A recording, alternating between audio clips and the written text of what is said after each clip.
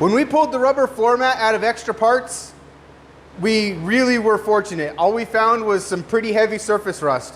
There is a few small areas where it has a couple of pinholes, or maybe just a little bit bigger than a pinhole, like maybe the size of a dime or so. But overall, the floor is in really good shape. So we are gonna do what we can to head that off and stop it right now.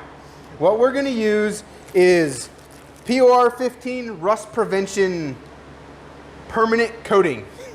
And I've used this stuff before, it's great, I really like it. And it's pretty easy to use, but it's kind of important that you get all the steps or it does not adhere well. So we're gonna go over the steps that we used when we did the floor in this truck.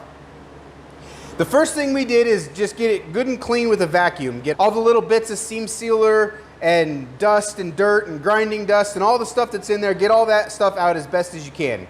After you've done that, take a wire wheel, and I use the one on this drill for the lighter stuff and the one on this grinder for the heavier stuff, and got all of the loose, flaky rust. You're not trying to get it back to bare metal, because by the time you did that, you'd have air. So we're just getting the heavy, scaly surface rust off there, so we have something for our product to adhere to. And then after you've got all that done, go ahead and vacuum it again, because you're gonna make a mess. When you see rusted areas next to seam sealer is a bad one. The seam sealer will stay intact and it'll rust underneath it, so make sure you get all that out of there so that you can get to all the rust and head it off so it doesn't spread any worse. Then after you do that, you're gonna take, this is Marine Clean. This is really old. It's now called POR 15 Cleaner Degreaser.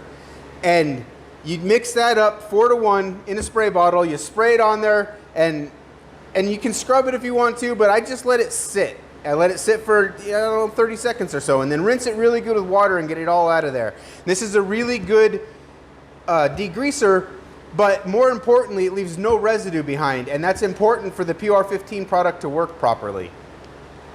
Once you have it good and clean, you let it dry, or you dry it. You can use compressed air or whatever you want to. Time, that's what we did. And then the next step is to use Metal Ready, but it's not called Metal Ready anymore. It's now called Metal Prep.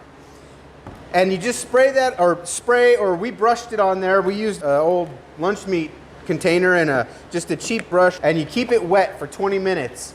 And that's gonna go in there and etch the metal and kind of convert the rust to make sure that the rust is stopped. You rinse it really good with water again, and then you go to lunch or dry it with compressed air, whichever you want.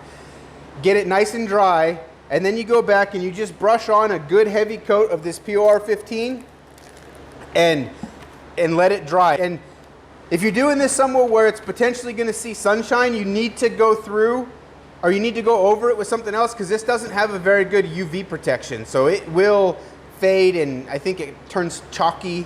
I don't know, I always top coat it. So make sure you top coat it. And if you're gonna do that, you can do that while it's still kind of in the tacky stage, like dry to the touch, but still a little tacky. You can go ahead and top coat it according to the instructions. Or what I'm gonna do, wait a couple days, and then you have to scuff it just like anything else. And it's really, really hard, so it's gonna be tough to scuff. But we don't have what we're putting on there, so we have to wait for it. But as a tip, when you use this stuff, it's inevitable that you're gonna get some of the paint down in the lip on the can here. And if you just put a piece of plastic on there and then put the lid back on, that'll prevent that POR 15 from creating a metal-to-metal weld in here that you can't get apart, and you ruin the can trying to get the lid off the next time. And I wasn't planning on getting this on me, so I didn't have gloves, but that won't come off. It'll come off when my skin wears off, so it's going to take a week or two. It's not super expensive, and it works really well if you've got surface rust. It's not going to fix rust holes, but it will stop surface rust from spreading, and I've had good luck with it in the past. See you soon.